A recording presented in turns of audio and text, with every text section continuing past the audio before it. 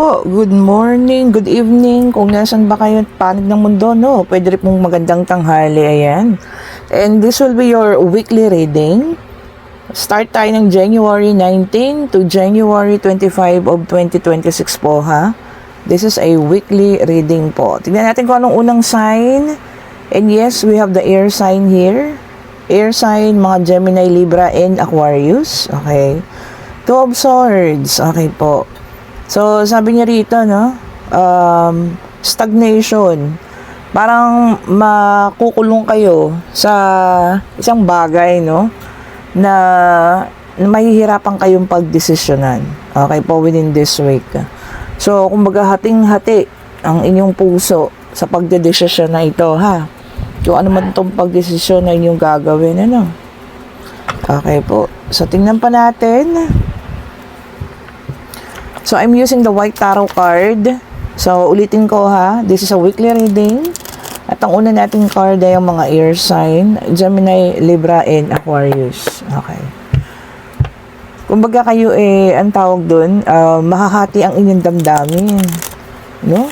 Maaring pwedeng itong isa relasyon. Ayan, ano. Yung hindi kayo talaga, yung magdadalawang isip kayo. Parang ganun. Kung alin talaga yung inyong pipiliin or whatsoever. So, within this week po yan, ha.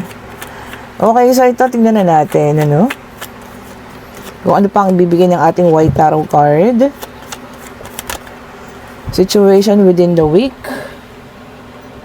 We have the Angel Temperance. Okay. We have the Empress. Okay po.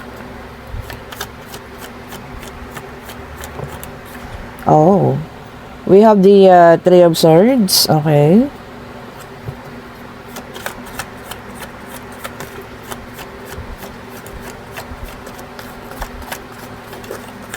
Isa pa. Tignan natin, ha.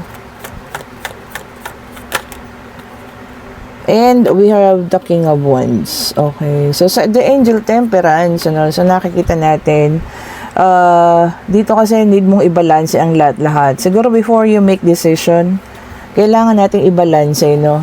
Kung ano man yung kailangan mong isipin, pag-isipang mabuti. Kailangan balance yan. Kumbaga, makakatulong ba sa'yo? Makakatulong ba sa iba? Or tama ba yun yung magiging decision po natin, ha? So, balance po dapat. Hindi siya po pwedeng mas nakakaangat para sa iba or mas nakakaangat para sa iyo.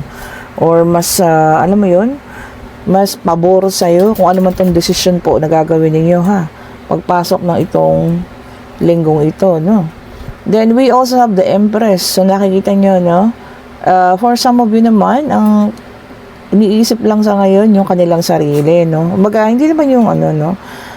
Selfish, hindi ganon. Kumbaga, ang iniisip lang yung sarili muna.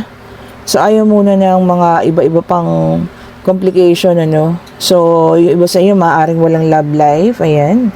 Maaaring ngayong linggo na to, no, talagang yung sarili nyo muna intindihin, mag-aayos, magpapasalon, ayan, magpapaspa, ayan po, ha. Kung ano man ang inyong gagawin, ano, para mas mapabuti ang inyong pakiramdam, mas mapaayos, o, di ba po, no. So, kung ano man ang gagawin ninyo, everything ito, iniisip nyo muna ngayon para sa sarili, no? Or magsha-shopping, ganun, no? Ipamimili ang sarili, talagang para sa sarili muna, ha? And then, we have the Three of Swords. Hindi pa rin maiiwasan, ha? For some of you, makakaranas ng cheating, ayan, ano? Or baka may mabubulgar na isang bagay na, alam mo yun, matagal mo naman ang kinukutuban. Pero, ito na yung confirmation. Ito na yung clarity. So, ito, talagang malinaw sa'yo, no? Within this week. Kung ano tong bagay na to, na makakaramdam ka po ng sobrang sakit. Okay? So, this could also be a painful ending, no? Pwedeng sa relationship ninyo. Or kung ano man. Siyempre, kung hindi naman walang basehan. O, diba? Pero minsan kasi kapag kakigutuban ka na diba? Doon nag-uumpisa yan. O, di po ba, no? Merong mga iba na hindi agad kinukutuban. May mga tao magaling magdala, no? Nag-cheat na, pero alam mo yun, hindi mo pa nakukutuban. Pero if ever man po, no? Kung sa inyo mangyari ito, lakasan ng loob, mag-pray, diba? Na malampasan at makayanin po ang araw na yan, ano, kung saan, alam niyo yun, mabubunyag sa inyo ang isang katotohanan. About ano to ha? Betrayal and cheating. Okay po. Or kung pwede rin namang sa ibang tao, no, na mababalitaan mo yung tungkol dun. And we also have a King of Wands. Ayan. For some of you, sipag, no, pagsisipag ang aatupagin ngayong linggong ito.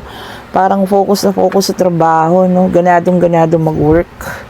Baka ano, may mga bagay pa talagang gustong ma-achieve. Ngayon 2026, ano, pinangako niyo sa sarili niyo na talagang ito, uunahin natin, ha?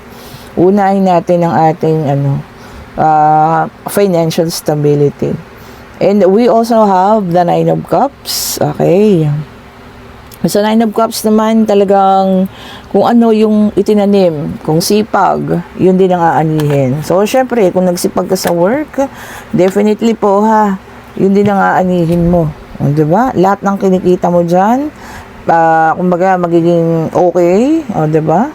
Kaya nakasahod lahat ng cups. Okay. So, ibig sabihin, financial stable naman within this week po ha.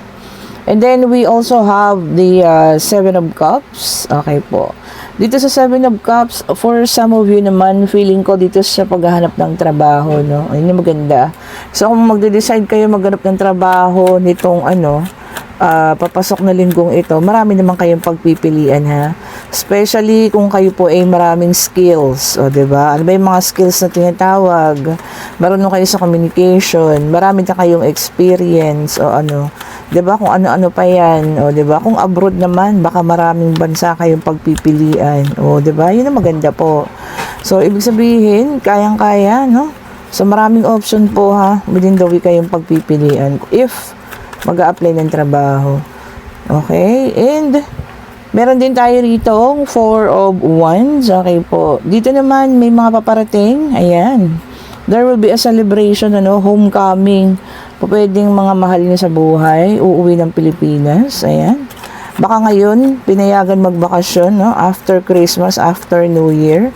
Sana po ay maging masaya ang bakasyon ninyo, ha? At ng bakasyon pala ng family ninyo or kung kayo mismo, no? Ang uuwi ng Pilipinas po. And also, we have the Six of Pentacles, no? Dito na nagbibigay. So, maaring may isang taong hihingi ng tulong. Ayan. Whether it's financial or physical na tulong mo, no? Kakailanganin or advice mo. So, maaring mayroong isang taong hihingi sa'yo ng tulong po, ha? Okay. So, ito mga paparating para sa January 19 up to January 25 of 2026 para sa mga air sign, Gemini, Libra, and Aquarius po. Okay, so tignan naman natin yung susunod ha. Ang ating susunod na sign. Thank you so much po.